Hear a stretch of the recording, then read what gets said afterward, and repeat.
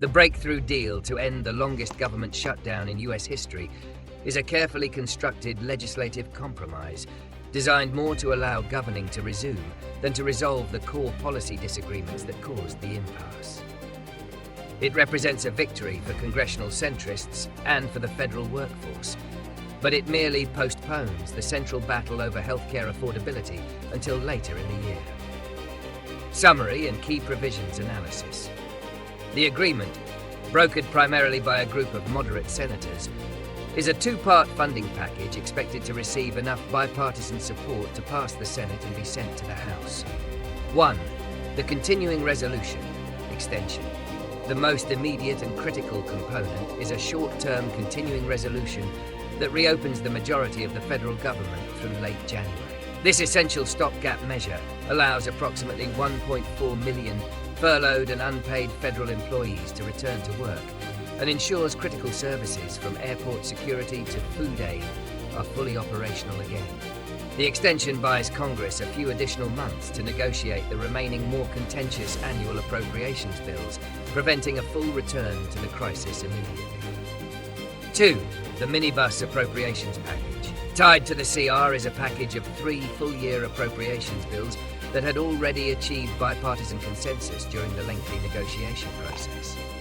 This minibus provides full funding for the remainder of the fiscal year for Military Construction and Veterans Affairs, MilCon VA, the Legislative Branch, funding for Congress and supporting agencies, the Department of Agriculture and the Food and Drug Administration, USDA. Crucially, this component ensures the Supplemental Nutrition Assistance Program, SNAP, formerly known as food stamps, is funded through the following September, addressing a major concern about aid running out for vulnerable Americans. Number 3, the Affordable Care Act, ACA compromise. The central dispute leading to the shutdown was the Democratic demand to extend enhanced ACA premium tax credits, which were set to expire. The final deal does not guarantee this extension. Instead, it offers Democrats a guaranteed standalone Senate vote on the tax credits by the second week of December. While not a guarantee of success, it forces the issue back onto the legislative calendar and compels lawmakers to take a public stand on healthcare affordability ahead of the New Year deadline, a concession Republicans had long refused to offer. Number 4, protection for federal workers. A significant inclusion ensures that all federal employees will receive back pay for the wages lost during the shutdown. Furthermore, the deal mandates the reversal of all shutdown-related reduction in force, layoff notices, and protects against future involuntary workforce reductions through the end of the CR period in January. Reasons for the deal and immediate consequences. The primary reason for the eventual compromise was the mounting economic and public pressure generated by the shutdown's historic length. The costs were escalating daily, impacting sectors from air travel, due to unpaid controllers and safety inspectors, to food security, SNAP funding concerns. Politically, moderate senators from both parties recognized the severe damage the crisis was inflicting on their constituents and initiated the cross-aisle talks necessary to bypass the polarized party leadership. The immediate consequences are positive. The government reopens, affected workers receive financial relief, and the threat of catastrophic disruption is lifted. However, the long-term consequence is that the underlying healthcare conflict has simply been kicked down the road. Prediction and long-term outlook. While the government is reopened now, the legislative path remains precarious. The deal must pass the House of Representatives, where hardline members may resist the compromise, especially given the lack of concrete resolution on the ACA subsidies. If the House passes it, the President is expected to sign it to end the crisis. The real test will arrive in December with the promised ACA vote, and again in January when the new CR expires.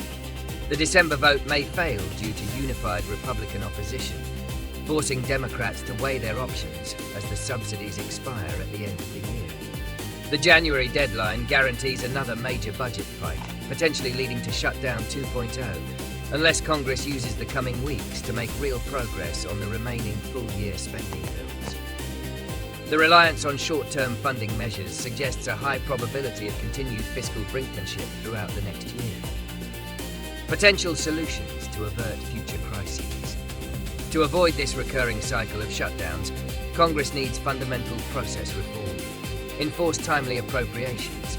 Congress should commit to holding timely votes on all 12 appropriations bills, or face automatic continuing resolution extensions at reduced spending levels if deadlines are missed. Separate policy from funding. Lawmakers must agree to stop using must-pass funding bills as leverage for controversial, unrelated policy items, such as the ACA subsidies. These policy disagreements should be addressed through the regular legislative process, not through government closures. Modernise the filibuster. While politically divisive, altering the Senate's 60-vote threshold for appropriations bills could prevent a minority party from holding the entire government's operations hostage over policy demands. This would allow a simple majority to pass funding legislation and keep the lights on. The current deal is a temporary political ceasefire, not a lasting peace. It has bought time, but Congress must use this window to overhaul its broken budget process or risk repeating the longest shutdown in history.